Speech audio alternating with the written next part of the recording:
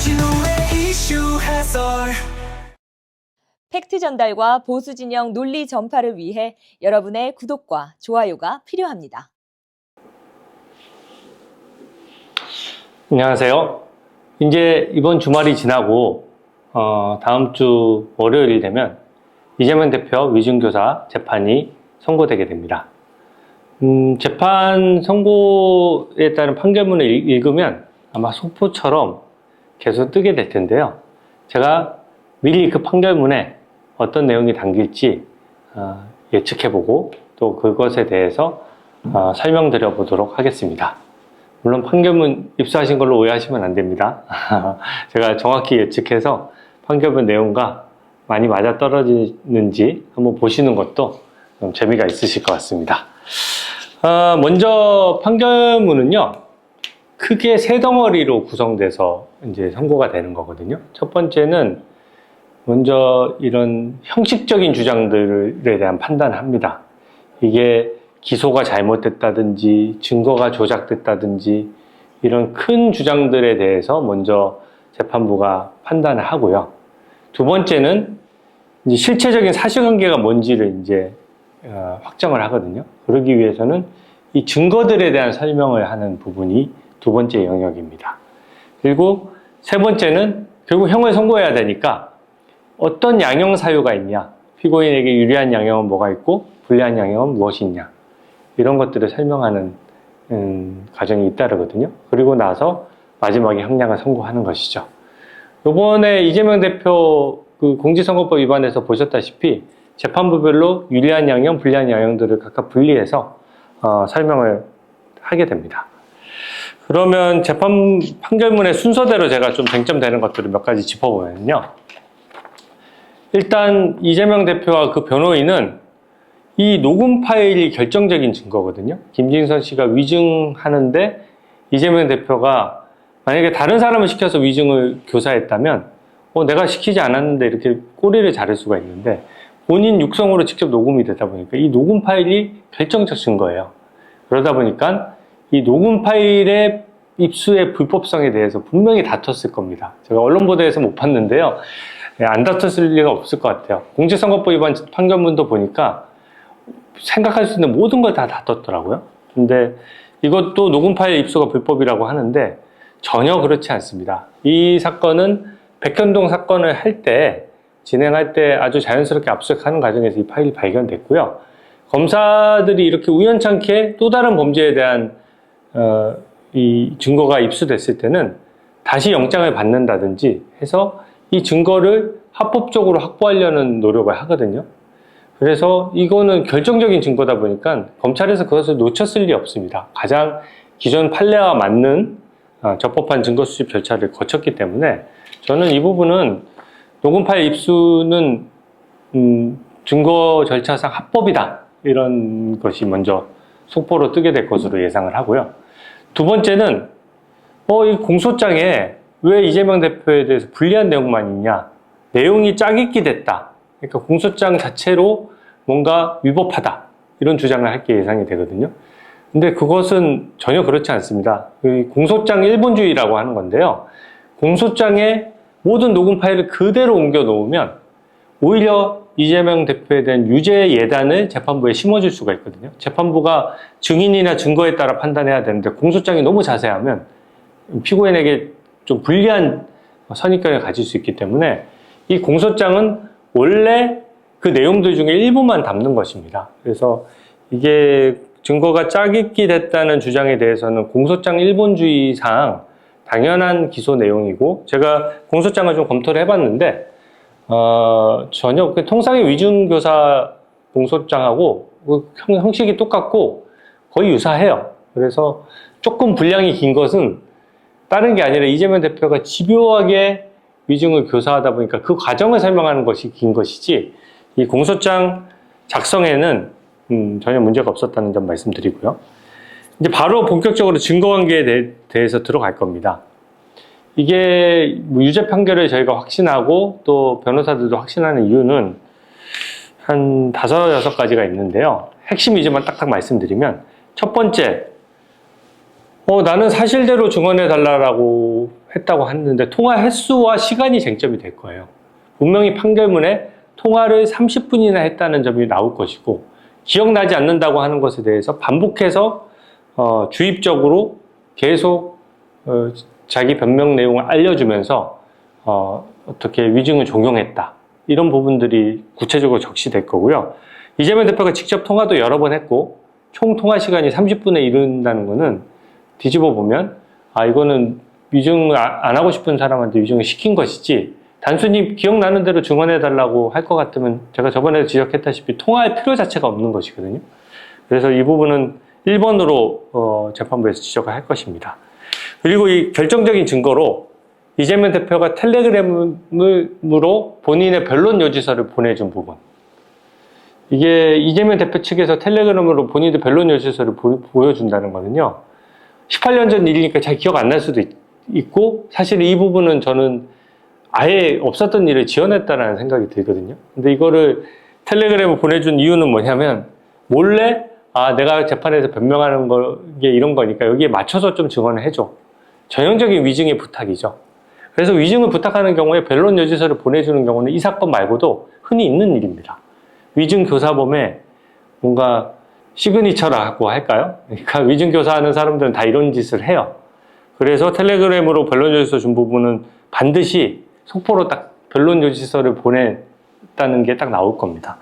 그리고 이게 텔레그램으로 변론 요지서만 보낸 게 아닙니다. 그 변론 요지서를 보내주고 이 재판부에 증인으로 신청하려고 그러면 그 김진석 씨가 자기가 겪은 일을 진술서처럼 써야 되거든요. 근데 위증하기 싫으니까 엄청 추상적으로 몇 글자 안 쓴 거예요. 그러니까 이재명 대표 측이 그걸 받아본 다음에 검토를 해본 다음에 이게 너무 자세하지가 않다. 더 자세히 써달라고 해서 다시 진술서를 받았거든요.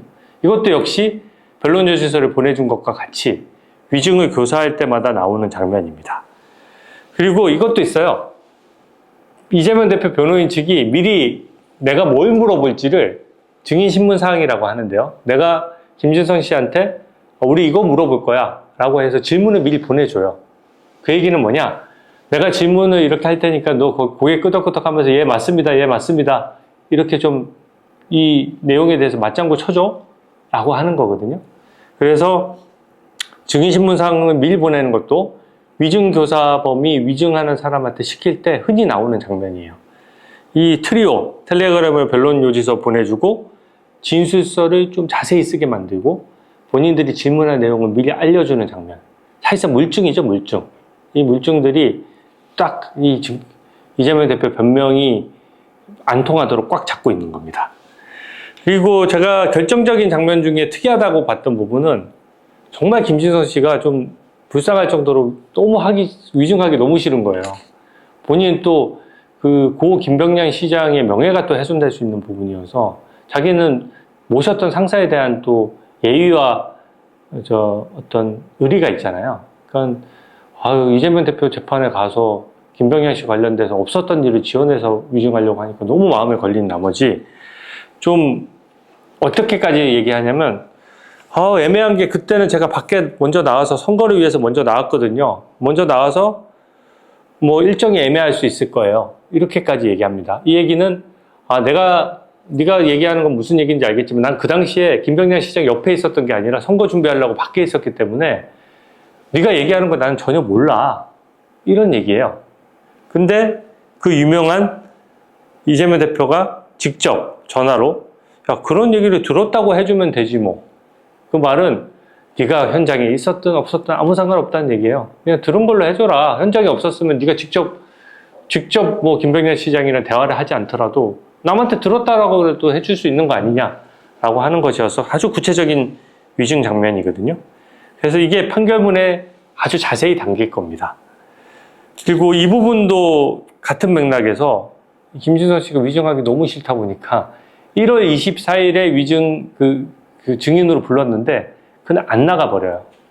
그러면서 내가 다른 방법을 도와줄 거 없겠니? 라고 요청까지 합니다. 근데 다시 아예 안 돼, 꼭 나와야 돼 해서 결국은 2월 14일에 와서 기어이 위증을 하는 것이거든요. 이것도 기억나는 대로 증언하는 사람은 부담이 없기 때문에 쉽게 나와서 증언하거든요. 근데 너무 위증하기 싫었던 것 같아요. 그리고 요새 들어서 이재명 대표가 좀 특이한 말을 하세요. 위증이 없었는데 위증교사가 성립할 수 없다. 그 말씀을 계속 하시더라고요. 그러니까 그나마 무죄 날 수 있는 논리를 그나마 본인들이 한번 찾아본 것 같아요. 아, 결국은 위증하지 않았다. 근데 저는 이거 보니까 위증한 것이 명백한 게 변호인들이, 이재명 대표의 변호인들이 막 김진선 씨한테 이건 이렇게 된 것이죠? 하면 예, 맞습니다. 이건 이렇게 된 것이죠? 예, 맞습니다. 그래서 실제 위증을 했어요. 거기서 더 나아가서 재판장도 좀 갸우뚱하고 이상하니까 18년 전 일을 가져와서 너무 그 변호인 말에 다 맞습니다, 맞습니다 하니까 누가 보더라도 변호인과 짠 것 같잖아요. 그러니까 재판장이 2번이나 질문을 했어요. 이건 이런 거 더 디테일한 질문을 했거든요. 그 질문에 대해서도 답변을 했습니다. 그 얘기는 무슨 얘기냐면 위증이 있었던 건 명백하고 김진선 씨는 자백을 했잖아요. 자기가 위증한 게 아예 없는데 자백을 왜 합니까? 본인 처벌을 감수하면서까지. 그러니까 위증이 없었다는 주장은 너무 기상천외한 주장인데 저는 이 부분은 재판부에서 판단을 해줄 것 같은데 아마 위증이 있었다는 건 너무 명백해서 이거는 크게 쟁점이 안 될 것 같아요. 결국 이런 여러 가지 제가 말씀드렸던 증거에 따라서 중간에 위증교사 사실 인정돼. 이게 또 이제 속보로 뜨겠죠. 그러고 나서 이제 양형이 문제가 될 건데 양형에서 언급될 키워드들 제가 불러드리겠습니다. 동정전과 있음. 무고죄는 위증죄와 같기 때문에 무고 검사사칭죄 할 때 전과가 있거든요. 그래서 동정전과가 있다는 것이 불리한 정황으로 제시가 될 겁니다. 공직선거법 위반 같은 경우에는 그냥 그 벌금형 전과밖에 없다는 것이 이 유리한 양형으로 쓰였어요. 근데 이건 좀 다른 것이 무고나 위증은 거짓말 범죄고 사법방해죄이기 때문에 사법부에서 가장 좀 싫어하는 범죄거든요. 그러다 보니까 동정범죄가 있다는 불리한 증거로 쓰일 것 같아요. 불리한 양형 사유로. 그리고 이런 경우에는 객관성을 높이기 위해서 선례도 언급합니다. 올해 5월에 있었던 안산시장이 위증을 시켜서 위증교사로 징역 10월이 선고되고 법정 구속된 적이 있거든요. 이 사건을 언급할지 아니면 다른 선례를 언급할지 모르겠어요. 저는 안산시장 사건은 5개월 전이기 때문에 이 사건 언급하실 것 같거든요. 근데 저는 언론 보도를 통해서 이 사건을 접했는데 언론 보도를 안 된 사건도 재판부 입장에서 찾아볼 수 있습니다.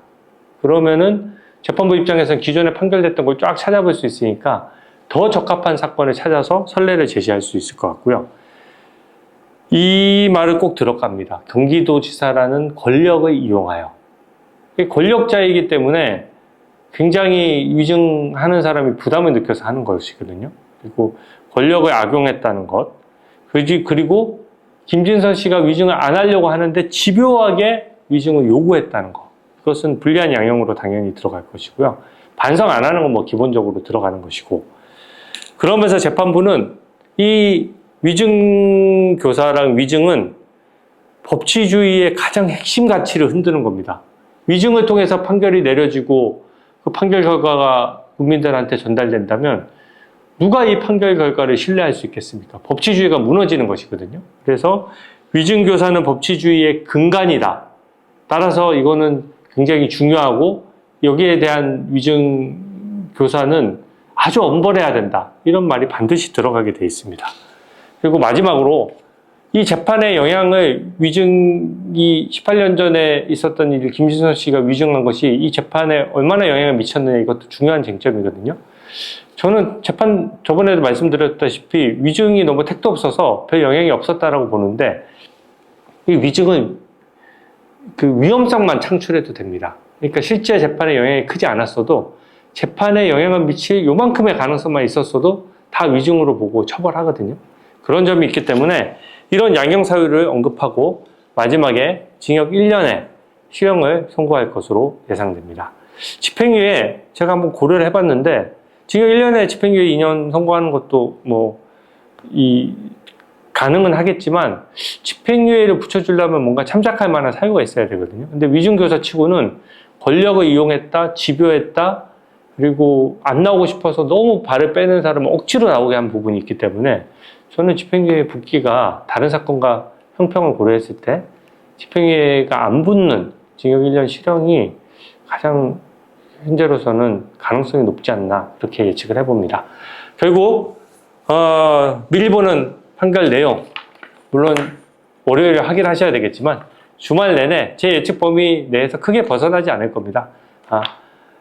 좀 마음 편하게 주무시고 월요일에 재판 결과 편한 마음으로 또 정의가 실현되는 장면을 지켜본다는 마음으로 함께 재판 결과를 기다려 주시기 바랍니다. 네, 이상입니다. 안녕히 계세요. 주진우의 이슈 해설